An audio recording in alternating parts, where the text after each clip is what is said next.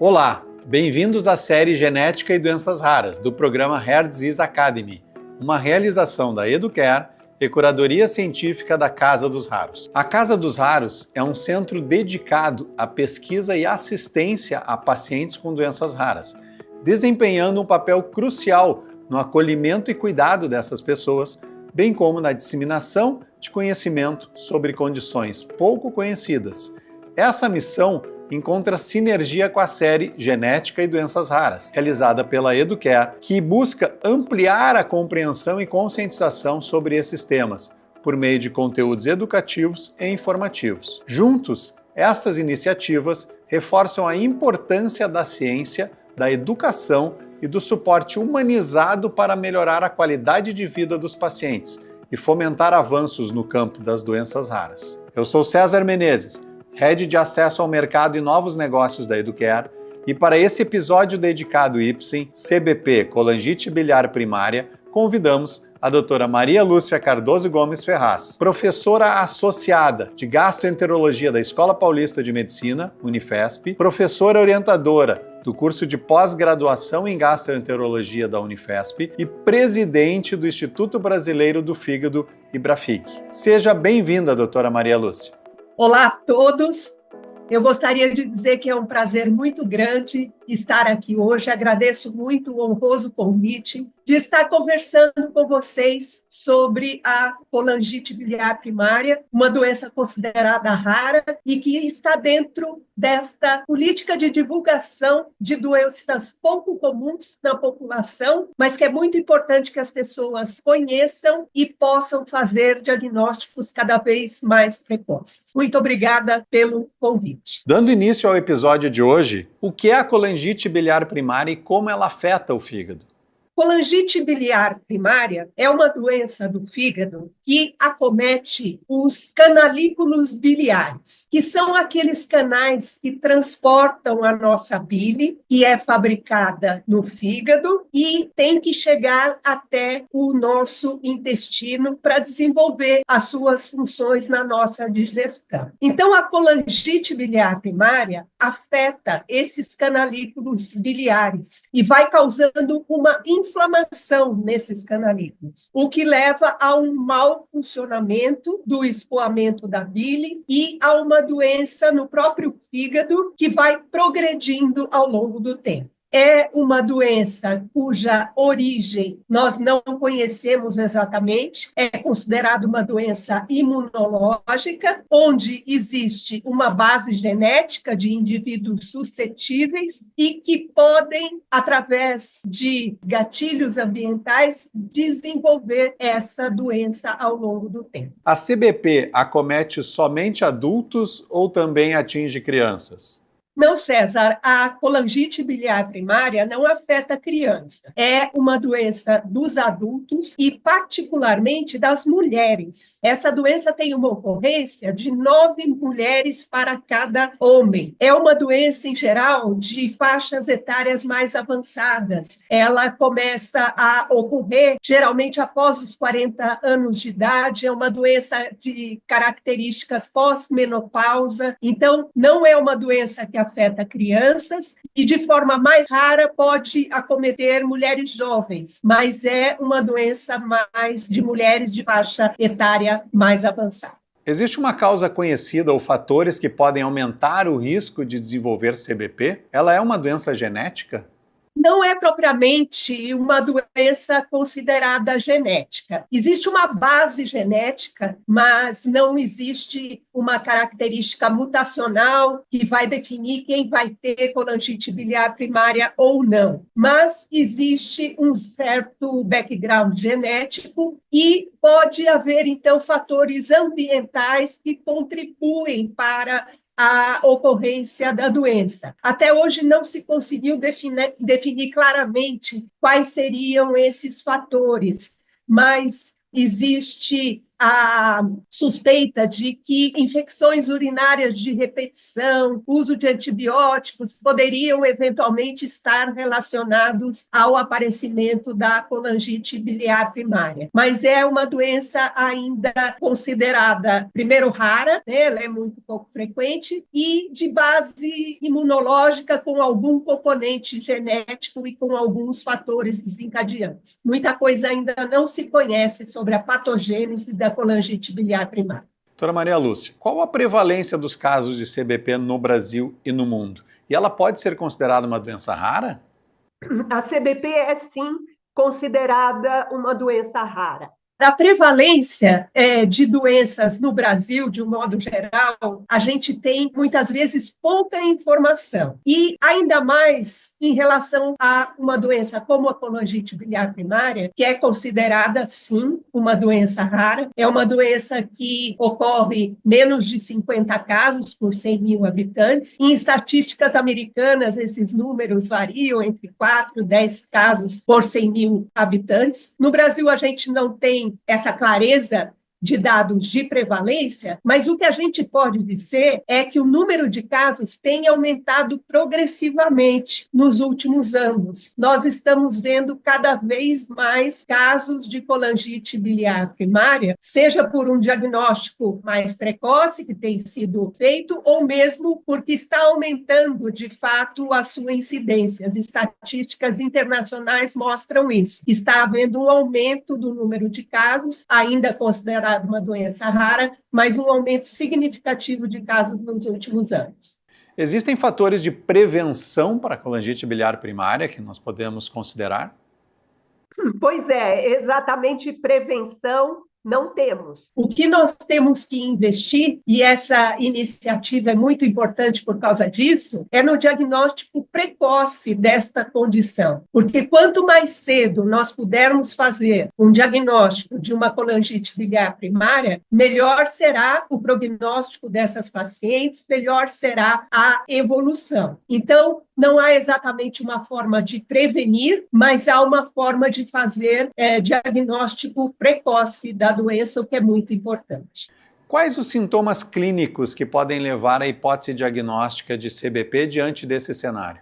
César, este é o problema, porque a colangite biliar primária, em cerca de metade dos casos, 40%, 50% dos casos, as pacientes são assintomáticas e só vão apresentar sintomas em fases mais tardias da doença. Então, fica muitas vezes difícil fazer o diagnóstico, a não ser que o paciente esteja fazendo exames laboratoriais de rotina e se encontre alguma anormalidade laboratorial que nos leve a pensar em colangite biliar primária. Mas quando há sintomas, os sintomas mais comuns são a fadiga, o cansaço e a coceira, o prurido. Esses são os sintomas mais marcantes da colangite biliar primária. E como a gente vê, são sintomas comuns, que podem ser comuns a várias doenças. Então, às vezes, o diagnóstico é tardio, porque esses sintomas não são diretamente e primariamente associados à presença de colangite biliar primária. Então, as pacientes vão parar no dermatologista para avaliar um prurido, num clínico para avaliar um cansaço, e muitas vezes não se pensa em colangite biliar primária. Então, não é um diagnóstico muito simples de ser feito e muito rapidamente de ser feito.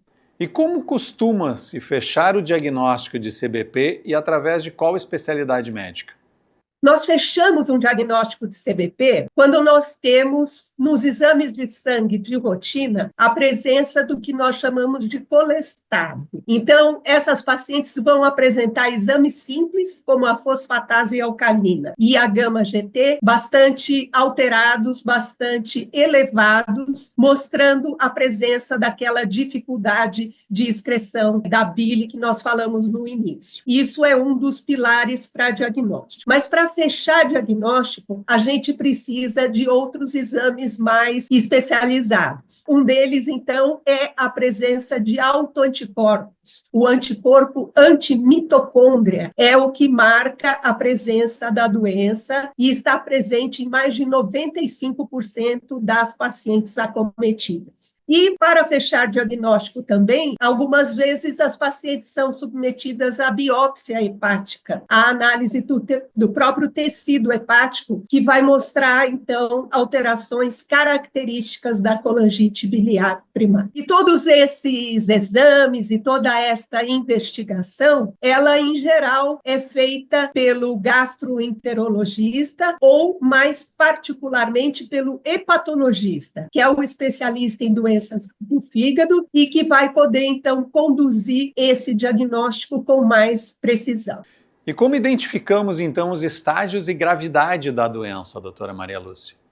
César, essa pergunta é muito importante porque as pacientes podem apresentar diferentes graus de evolução da doença, desde quadros mais leves até quadros mais avançados, porque essa é uma doença que progride ao longo do tempo e pode, inclusive, levar à cirrose hepática. É uma cirrose bastante diferente daquela produzida pelo álcool ou pelos vírus de hepatite, mas, enfim, é uma cirrose, ou seja, é uma fibrose importante que esse fígado vai desenvolvendo, e é importante que a gente saiba qual é o grau desta fibrose e o quanto ela está comprometendo as funções do fígado. Então, para isso, a gente faz um conjunto de testes para avaliação desse fígado, desde testes laboratoriais, que avaliam a função hepática, até testes de imagem, como o ultrassom, e hoje em dia um teste bastante importante para avaliar a progressão da fibrose desse fígado, que são os testes de elastografia hepática. Então, com o conjunto destes testes, feitos de tempos em tempos,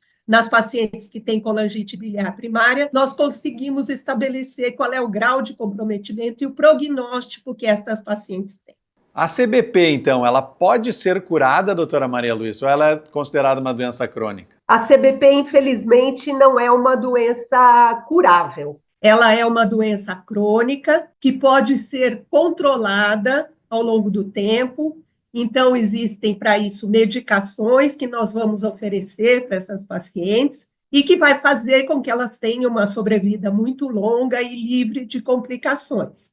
Mas ela não é uma doença curável, é considerada, sim, uma doença crônica do fígado. E quais as possibilidades de tratamento da CBP nesses casos, então? O tratamento da CBP é um tratamento medicamentoso. Existe o tratamento, então, que nós chamamos de primeira linha, que é o tratamento com o ácido ursodesoxicólico. Essa é uma medicação por via oral que nós damos para as pacientes e que ela faz um equilíbrio dos sais biliares, que essas pacientes têm uma anormalidade, e isso faz com que a doença possa não progredir ao longo do tempo. É uma medicação que, uma vez introduzida, ela deve ser mantida indefinidamente. Não é uma medicação que nós vamos dar um tempo e depois vamos parar. Essas pacientes têm que tomar essa medicação ao longo da vida para prevenir que a doença progrida. O problema é que a medicação não funciona em 100% dos casos. Então, às vezes, nós temos que lançar mão do que nós chamamos de tratamentos de segunda linha. Dentro desse cenário, então, onde a primeira opção de tratamento, a primeira linha, não funciona para muitos casos, o que nós temos de opção de segunda linha de tratamento, então, doutora Maria Lúcia? Até o momento, nós temos muita dificuldade no Brasil de oferecer tratamento de segunda linha para CBP. Existe o uso dos fibratos, mas esse uso não é aprovado para pacientes com colangite biliar primária. Então, até o momento, nós vínhamos com bastante limitação para tratamentos de segunda linha no Brasil. Felizmente, novas drogas estão surgindo, novos agonistas do receptor PPAR estão surgindo, e isso nos traz uma esperança muito grande para tratar estas pacientes que não respondem primariamente ao ácido ursodesoxicólico, que gira em torno, essa ausência de resposta, a 40% a 50% dos casos. Então, é muito importante que nós tenhamos estas drogas aprovadas para tratamento de segunda linha aqui no Brasil. E existem novidades para o tratamento dessa doença?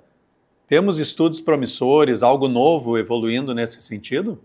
Temos sim, César. Temos importantes novidades. É interessante a gente ver que durante muitos anos não se falava de colangite biliar primária, nenhuma novidade para tratamento. E no final do ano passado estivemos no Congresso Americano de Hepatologia e muito se falou de colangite biliar primária. Muitas novas perspectivas de tratamento, novas drogas que poderão trazer resposta num percentual importante de casos, novas drogas para manejo do prurido que essas pacientes têm. Isso é importantíssimo, porque não adianta nós tratarmos somente a fisiopatologia da doença e o que está acontecendo ali no fígado, mas nós temos que tratar essas pacientes como um todo, com todos os sintomas que elas apresentam, e o prurido é um sintoma extremamente desgastante para essas pacientes. Então, nós temos muitas perspectivas interessantes para o tratamento global da colangite biliar primária.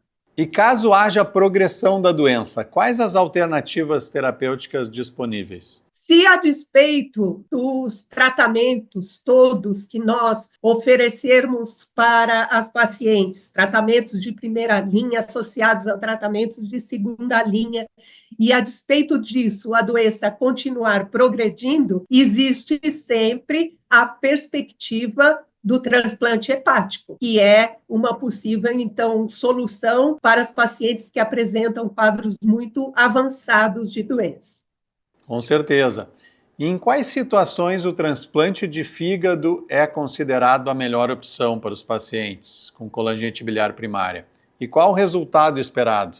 O transplante de fígado, ele é uma alternativa. Nós podemos lançar mão do transplante de fígado em fases muito avançadas da doença. Então, quando a paciente apresenta uma cirrose com o que nós chamamos de descompensação, então já está apresentando complicações como hemorragia digestiva, ascite, encefalopatia. Então, uma fase mais terminal da doença, o transplante passa a ser a alternativa importante, porque as medicações poderão não estar mais resolvendo. Outra indicação de transplante, que nós chamamos de situação especial, é o prurido intratável. Pacientes que têm um prurido que já passaram por todas as medicações disponíveis e não conseguiram controlar esse prurido intratável também pode ser uma indicação de transplante hepático. E os resultados na colangite biliar primária são muito bons, com uma sobrevida importante, com uma recidiva muito baixa. Então, os resultados, quando o paciente precisa de transplante, são bastante bons. E para finalizar o episódio de hoje, doutora Maria Lúcia, comente um pouco com a gente sobre como foi essa experiência de participar da série Rare Disease Academy e propagar um pouco sobre a colangite biliar primária. César, foi um prazer muito grande e foi muito importante. A experiência, César, de participar deste projeto, para mim foi extremamente gratificante. Nós podemos falar sobre a doença, contar quais são os seus sintomas iniciais, orientar que os pacientes procurem fazer exames simples, como as enzimas hepáticas, se estiverem tendo sintomas de cansaço, de fadiga, de prurido, orientar nesse sentido, orientar que busquem eventualmente o recurso de um gastroenterologista, um hepatologista, para aprofundar o diagnóstico. Isso, para mim, foi muito importante, porque o diagnóstico precoce dessa doença é extremamente importante. Então, são muitas perspectivas novas de abordagem e que me deixou muito feliz poder falar sobre isso neste programa. Muito obrigada mais uma vez pelo convite. Nós agradecemos muito a sua participação, doutora Maria Lúcia Ferraz, nessa série Genética e Doenças Raras, nesse episódio dedicado à Ipsen. Gostaria então de agradecer a audiência e convidar para conhecerem a eduprimebrasil.com.br, a plataforma de streaming da Educare, que pode ser acessado através do QR Code na tela. E até o próximo episódio.